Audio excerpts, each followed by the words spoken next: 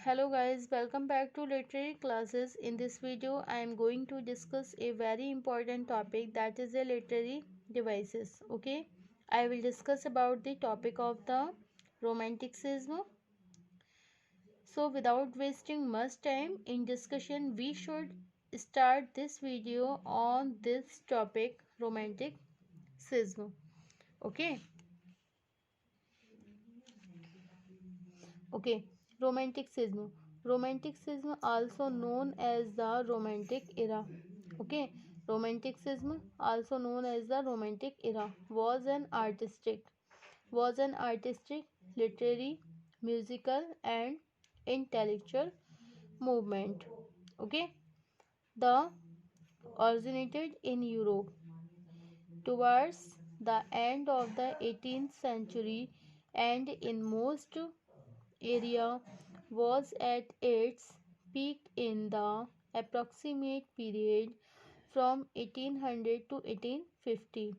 Romanticism was characterized by its emphasis on emotion and individualism, as well as glorification of all the past and nature. Okay, preferring the medieval rather than the classical. It was partly a reaction to the Industrial Revolution. The aristocratic, social, and political norms of the age of enlightenment, okay, and the scientific rationalizations of nature, all components of modernity. It was embodied most strongly in the visual arts, music, and literature, but had a major, okay, romanticism also known as the romantic era. ये जो romanticism होती है वो romantic era के नाम से जानी जाती है. ओके, वॉज एन आर्टिस्टिक, इसमें क्या था, एक आर्टिस्टिक मतलब कला देखने के लिए मिलती है, लिटरेरी साहित्य, म्यूजिक देखने को मिलता है, एंड इंटेलेक्चुअल मूवमेंट, और कुछ इसमें इंटेलेक्चुअल मूवमेंट भी हमें देखने के लिए मिलता है. इसकी जो उत्पत्ति हुई है वो कहाँ से हुई है, यूरोप में हुई है. Okay, towards the end of the 18th century, और इसका जो अंत दिखाई देता है वो एंड ऑफ द मतलब 18वीं शताब्दी से ही ये दिखाई देती है. And in most area was at its peak the approximate period. अच्छा, अप्रॉक्सीमेट पीरियड, इसका जो पीरियड शुरू होता है वो 1800 से 1850 के बीच शुरू होता है. ओके, रोमांटिसिज्म वॉज कैरेक्टराइज, ये जो रोमांटिसिज्म है वो कैरेक्टराइज की गई थी by its emphasis and emotion, और मतलब एम्फेसाइज की गई है किस पर, ऑन इमोशन मतलब इमोशन पर, एंड इंडिविजुअलिज्म, और विशेष तौर पर as well as the glorification, and विशेष तौर पर. Okay, then we start. Romanticism was characterized romanticism was characterized by its emphasis on emotion. ये जो romanticism है characterize की गई है किसके द्वारा, by its emphasis on emotion, मतलब emotion पर ही इसको emphasize किया गया है. Okay, and individualism as well as glorification, and individualism as well as विशेष तौर पर glorification of all the past, मतलब पास्ट में जो भी इसका ग्लोरिफिकेशन है एंड नेचर के प्रति जो है वो सब हमें इस रोमांटिसिज्म में देखने के लिए मिलता है. Okay, preferring the medieval rather than the classical. Preferring, ये प्रीफेयर करता है किसे, मध्य एज को, और क्लासिकल मतलब किसकी अपेक्षाकृत, क्लासिकल एज की अपेक्षाकृत. It was hardly a reaction to the industrial revolution. हमें इसमें क्या देखने के लिए मिल,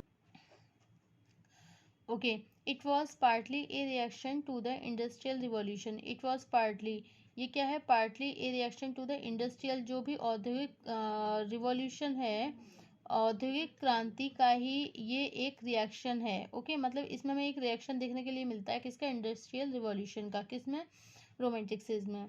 the aristocratic social and political norms of the age of the enlightenment and the scientific rationalizations of nature, all components, और जितने भी इसमें मॉडर्निटी के जो आधुनिकता के जो कंपोनेंट्स हैं वो भी हमें रोमांटिसिज्म में देखने को मिलते हैं.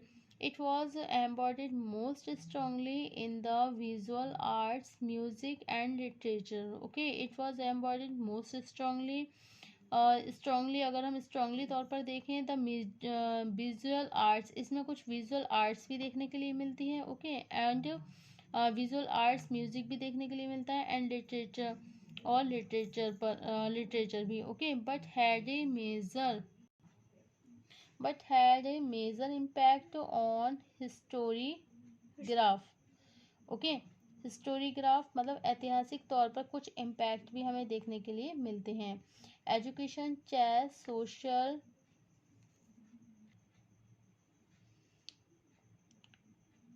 Okay social sciences and the natural sciences. Okay, तो कुछ इम्पैक्ट भी मिलते हैं किस पे, हिस्टोरीग्राफी पर, और एजुकेशन, चेस, सोशल साइंस जैसे सामाजिक विज्ञान है, एंड द नेचुरल साइंस प्राकृतिक विज्ञान है. It had a significant and a complex effect. ये क्या रखता है, एक सिग्निफिकेंट, एक इम्पॉर्टेंट मतलब महत्व भी रखता है, एंड कॉम्प्लेक्स इफेक्ट और एक जटिल प्रभाव भी हमें देखने के लिए मिलता है. किस पर, पॉलिटिक्स पर.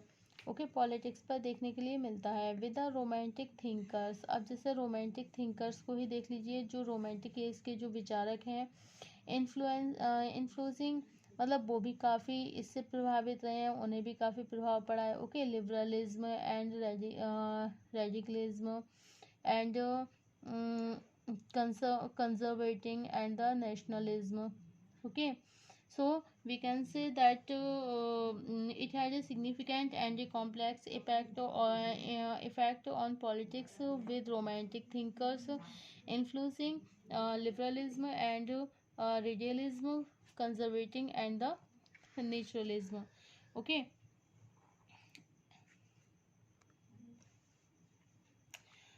Okay, Romanticism or Romantic period was an artistic, literary, and intellectual movement that began somewhere near the end of 18th century in Western Europe. Okay, and lasted well into the first half of 19th century, 1790 and 1832. Okay, various dates are given for the Romantic period in British literature. Okay, various days, इसमें बहुत सारी dates जो हैं given the हैं, जैसे romantic period की in British literature में भी हम देख सकते हैं. But here the publishing of the lyrical ballads by Samuel Taylor Coleridge and the William Wordsworth in 1798 is taken as the beginning and the crowning Queen Victoria in 1837 as its end. Okay, romanticism और romantic period जो है was an artistic, एक इसमें ये कलात्मक है, literary कला के क्षेत्र मतलब साहित्य कला देखने के लिए मिलती है. इंटेलेक्चुअल मूवमेंट भी इसमें देखने के लिए मिलते हैं जो कि शुरू हुए near the end of the मतलब 18वीं शताब्दी के एंड से ही लगभग शुरू हुए हैं. ओके, एंड 18th सेंचुरी किस में हुए हैं, वो भी वेस्टर्न यूरोप में हुए हैं. कहाँ पर हुए हैं, यूरोप में. And lasted well to the first half and 19th century and lasted well into the first half and the 19th century 1790 से 1832. Okay, various dates are given for the romantic period in British literature, but here the publishing of the lyrical ballads by Samuel Taylor Coleridge and William Wordsworth in 1798 is taken. Okay, the romantic period was one of major social changes in England. Romantic period में क्या था, बहुत सारे major मतलब हमें कुछ social changes भी देखने के लिए मिले थे इंग्लैंड में, because of the depopulations of the countryside and the rapid development of overcrowded industrial cities. Okay, क्योंकि वहाँ की जो डिसपॉपुलेशन थी ऑफ द कंट्री साइड की रैपिड डेवलपमेंट, वहाँ का ओवर क्राउडेड और बहुत ज़्यादा ओवर क्राउडेड था, तो वहाँ के औद्योगिक क्षेत्र के जो लोग थे वहाँ से निकलकर वो that took place in the period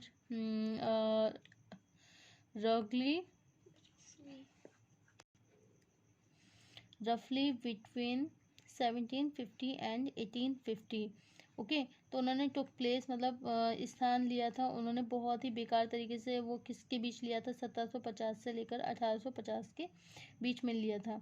okay, the movement of so many people in England was result of two forces. अच्छा, जो मूवमेंट्स था सो मैनी पीपल, अधिकतर लोगों का इन इंग्लैंड में, was result of two forces. First क्या था, जैसे एग्रीकल्चरल रिवॉल्यूशन, ओके, या फिर द फ्रेंच रिवॉल्यूशन में। अब जो है बहुत सारे लोगों ने इस मूवमेंट से दो परिणाम हुए, एक तो एग्रीकल्चर रिवॉल्यूशन और दूसरा क्या था, French revolution. Okay, the agriculture revolution that involve the enclosure of the land, jobs worker of the land, and the industrial revolution which provided them employment in the factory and mills operated by the machine driven by steam power।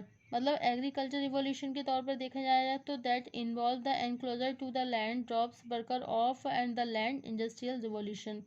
Okay, अच्छा, romanticism में seen in the part as the reaction of the industrial revolution. Romanticism को हम देख सकते हैं किसमें, industrial revolution में भी देख सकते हैं, औद्योगिक क्रांति में भी। Though it was also revolt against aristocratic, ये क्या आपके मतलब एरिस्टोक्रेटिक जो सोशल और पॉलिटिकल नॉर्म्स थे ऑफ द एज के, एनलाइटमेंट के, as well as the reaction against the scientific nationalizations of nature. Okay, तो लोग क्या करने लगे, मतलब ग्रामीण क्षेत्रों से निकलकर औद्योगिक क्षेत्रों में बहुत तेज़ी से बढ़ने लगे, और 1750 और 1850 की अवधि में ये बातें हुई थी। अच्छा, बहुत सारे लोगों ने इस मूवमेंट से कुछ और भी परिणाम आए थे, जैसे एग्रीकल्चर रिवॉल्यूशन हुआ था, ठीक है। अब कृषि क्रांति, जिसमें क्या हुआ था, भूमि के कुछ एनक्लोजर भी शामिल थे, ठीक है। जॉब्स वर्कर ऑफ द, जैसे जो ज़मीनें थी, जो इंडस्ट्रियल रिवॉल्यूशन थे विच प्रोवाइड दैम, जो भी मतलब इंडस्ट्रियल एरिया जो मशीनों के द्वारा चलाए जाते थे फैक्ट्री में, ऑपरेटेड बाय द मशीन के द्वारा चलाए जाते थे, स्टीम पावर के द्वारा। रोमांटिसिज्म में seen in the parts as the reaction to the industrial revolution, ये एक तरीके से यहाँ पे एक हमें विद्रोह देखने के लिए मिला था। Okay, so the French Revolution was especially important influences on the political thinking of many of the romantic poets. Thank you for watching my YouTube channel.